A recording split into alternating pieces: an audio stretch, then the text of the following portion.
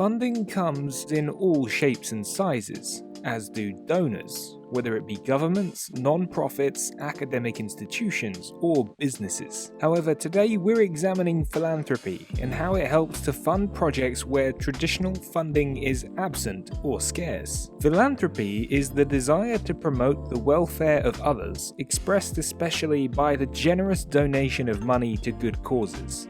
Now that's a cool club to be in, and we're looking at possibly the world's most exclusive club that requires members to have a net worth of at least $1 billion. But what is the Giving Pledge, and how has it become so popular among billionaires?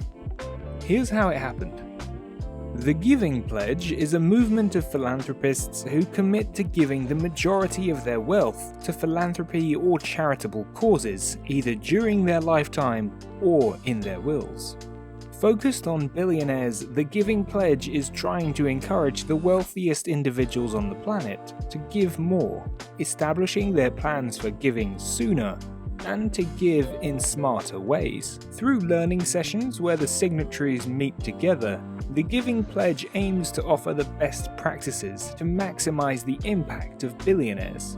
The pledge itself is not a legally binding commitment, but it's more of a moral commitment, encouraging the richest people to help with causes like poverty alleviation, disaster relief, education, medical research, or sustainability in a bid to make it a normality in the future. The Giving Pledge was created by Bill and Melinda Gates alongside Warren Buffett and saw 40 of America's wealthiest people join together in August 2010 to announce their collective philanthropy in what aims to be a multi-generational response. It now has 223 pledges from 27 countries around the world, most of whom have written a letter stating their commitment to the cause publicly. The list of names is high profile, as you might expect, with Michael Bloomberg, Elon Musk, Mark Zuckerberg, and Oprah, among many others, all having pledged in excess of $500 billion to the cause. But critics of the Giving Pledge have suggested that even such a lofty figure is disappointing, given that there are now over 2,000 billionaires worldwide, yet only 12% have signed up. The pledge itself is not a great ordeal for billionaires. There's no timetable for giving money away, or requirements on how it should be given. Therefore, some billionaires are funding health drives for scientific research for deprived countries, whilst others are funding new buildings for already wealthy colleges and universities across the Western world. But the Giving Pledge doesn't really concern itself with that. They just want the donations to be more common. Think giving rather than effective giving. Another issue is that some billionaires like Gates and Buffett have earned much more money than they've given away in the last 10 years. That's not because they've not been trying, but because giving away billions is quite a tricky task, especially if you want it given to causes in need. The Institute for Policy Studies said that while some pledges earnestly intend to fulfill their promises, many are unable to because their assets are simply growing too fast. Couple that with the fact that many billionaires are astute individuals who do their due diligence before spending money, adding more time to the process. Mark Zuckerberg's Chan Zuckerberg Initiative have been building a team to find and fund opportunities that are capable of receiving and benefiting from millions of dollars in funding to speed this process up. It's not all rose-tinted glasses though.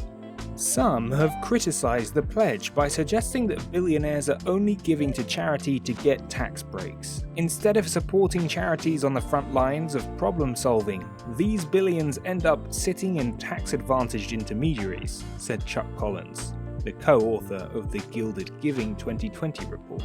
The late hedge fund manager, Robert Wilson, went a step further, writing an email to say the pledge was practically worthless as donors can name their own foundations in their wills, which is seen as a donation itself. These foundations become more often than not bureaucracy-ridden sluggards. These rich are delighted to toss off a few million a year in order to remain socially acceptable. But that's it. Bill Gates offered him the chance to join the pledge, but he declined. No shocks there.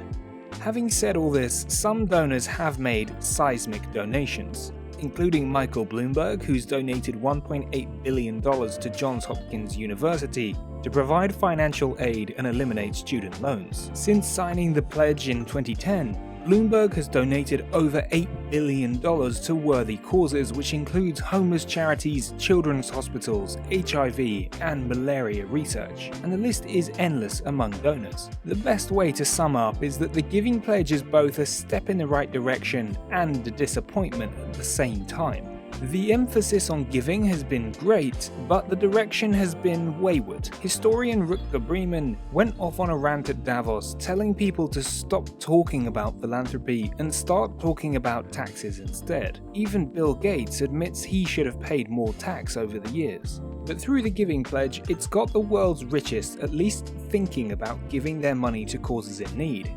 And that kind of philanthropy can fill the void to help causes that the governments of this world won't fund. And that's how it happened. Thanks for watching.